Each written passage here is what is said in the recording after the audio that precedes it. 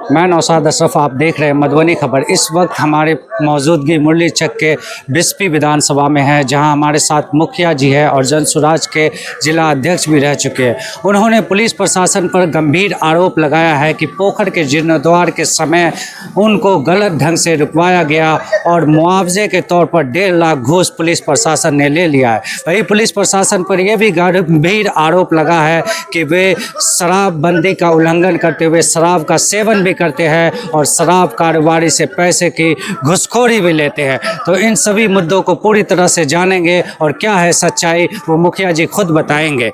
सबसे पहले मधुबनी खबर में आपका स्वागत है। स्वागत है आप लोगों को। जीर्णोद्धार क्यों रोक दिया गया? इसलिए देखिए, हम लोगों को ग्राम सभा से जो पारित होता है जो योजना, वही हम लोग करते हैं। वो भी ग्राम सभा से पास है। 2 साल पहले हम मनरेगा से सोचा था कि इसको करवा दें, लेकिन नहीं हुआ। थोड़ा सा काम हुआ, लेबर मजदूर के अभाव की वजह से उसको छोड़ दिया।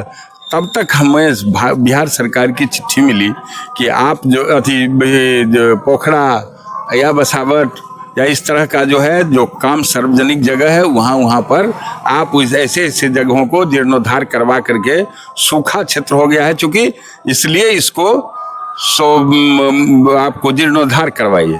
हम वही जीर्णोद्धार के माध्यम से योजना लेकर के काम शुरू किया। हम पहले गए एनओसी के लिए सीओ साहब को आवेदन दिए, पहले दिए उनको बीपीआरओ साहब को। बीपीआरओ साहब पत्र के माध्यम से अंचल कार्यालय को अवगत कराए कि आप इस दोनों पोखरा का, 2 पोखरा था उसमें, दोनों पोखरा का एनओसी दे करके भेजिए, इसमें छठ घाट और जीर्णोद्धार का काम होगा। तो वो वहाँ गया, हमको कल तक नहीं मिला। तो अभी इसलिए काम शुरू कर दिए थे। काम शुरू हुआ, माने 1 घंटा के अंदर में वो आया। क्या कारण है कि सौंदर्यीकरण अगर तालाब का हो रहा है तो उससे समाज हित में और समाज को बहुत सारे फायदा होता है, लेकिन अचानक प्रशासन को घुस जाना इस मसले में, देखिए क्या कारण है? यही समाज ही तो हमको वोट दे करके प्रतिनिधि अपना बनाया है। उसको घुसने का राइट ही नहीं है।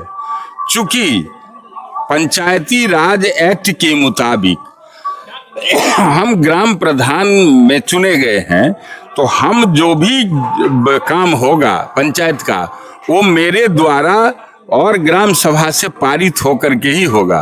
और वही हो रहा था। उनको तो राइट ही नहीं है।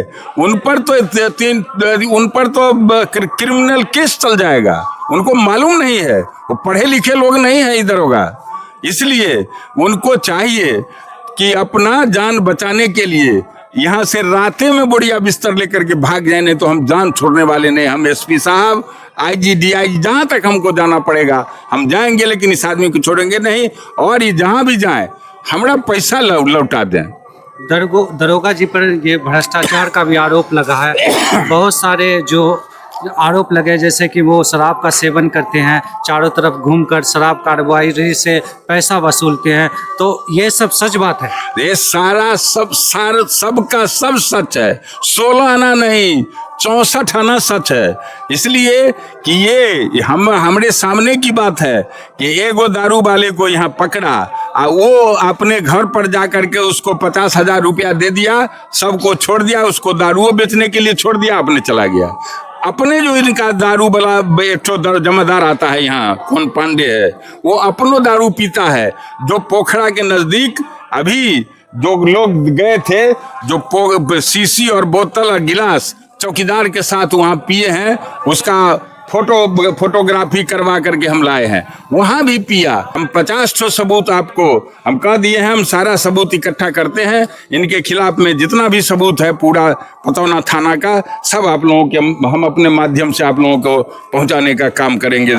आप लोग चलाते रहिए इसको, जब तक यहाँ से हमारे आदरणीय एसपी साहब इसको बर्खास्त नहीं कर दें नौकरी से, तब तक आप लोगों से आग्रह करेंगे कि अपने चैनल से इसको चलाते रहिए। आपसे सुने 1.5 लाख रुपए भी रंगदारी के तौर पे लिया गया प्रशासन को। हाँ, कहा हम सरकारी गुंडा हैं, मतलब पुलिस वाला? हाँ, हमको सही में हमको तो ये भी है कि कहीं काउंटर कर दे। हम चलते, हम यहाँ पर 10 बजे रात में जब भगवती का आरती होता है उसके बाद जाते हैं, कहीं इसी होकर के जाएगा, रिवॉल्वर पिस्तौल सब उसी को रहता है, कुछ कहेगा कि नहीं ये मुखिया जो है हमको घेर के मार रहा था इसलिए उसको गोली मार दिया।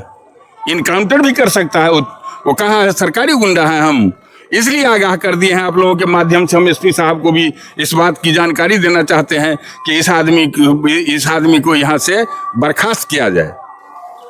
किसी का संरक्षण मिल रहा है उनको जो इतना पावर का नशा अब दिखा रहे पता हैं? नहीं, संरक्षण मिलता ही होगा, बहुत पैसा कमाते हैं, 1.25 लाख रुपया जब मिट्टी काटने के वो एवज में लेते हैं, तो ऐसा अगर 10 ठो 15 ठो 20 ठो काम मिल जाएगा तो इनको तो 1 करोड़ रुपया महीना कमाता होगा ये आदमी। इसलिए तो भ्रष्टाचार है, जिस भ्रष्टाचार को हम जन स्वराज के माध्यम से मिटाने के लिए आदरणीय प्रशांत किशोर जी का बात हम करेंगे, नहीं तो इसके थाना पर जा करके इसको हम कोई कर्म बाकी नहीं रहने देंगे, ऐसा मेरा विश्वास है। पुलिस प्रशासन आपसे गलत व्यवहार किया है, गाली गलौज किया आपके परिवार को, वहीं एक व्यक्तित्व मुखिया का होते हुए आपके पिताजी पर कई आरोप भी लगाया और ये भी माना जा रहा है कि 1.5 लाख रुपया आपसे रंगदारी के तौर पे मुआवजा लिया गया। इन सभी बातों को आप क्या कहना चाहेंगे? ये देखिए, ये उनका ये काम नहीं है। वो हमसे एक ही बार में बोले कि जो यहाँ खनन का ये मामला बनता है, जबकि सीओ साहब से एनओसी प्राप्त है हम लोगों को, वहाँ पोखरा का सौंदर्यीकरण का काम चल रहा था।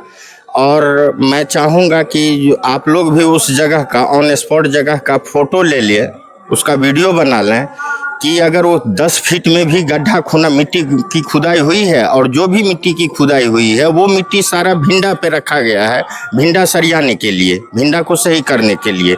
जब हमने वहाँ पे प्रशासन द्वारा हमारा काम रोक दिया गया तो फिर हमने थाना पे पहुँचा, आपने किस आधार पे और क्यों रोका?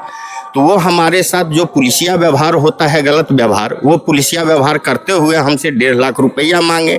1.5 लाख में होते होते कितनों हम गिड़गिड़ाए, बात कहे, उस 1.25 लाख रुपया पे हुआ और 1.25 लाख रुपया लेने के बाद ही हमारा ट्रैक्टर को उसमें से वो चाबी दिए वो पांडे जी।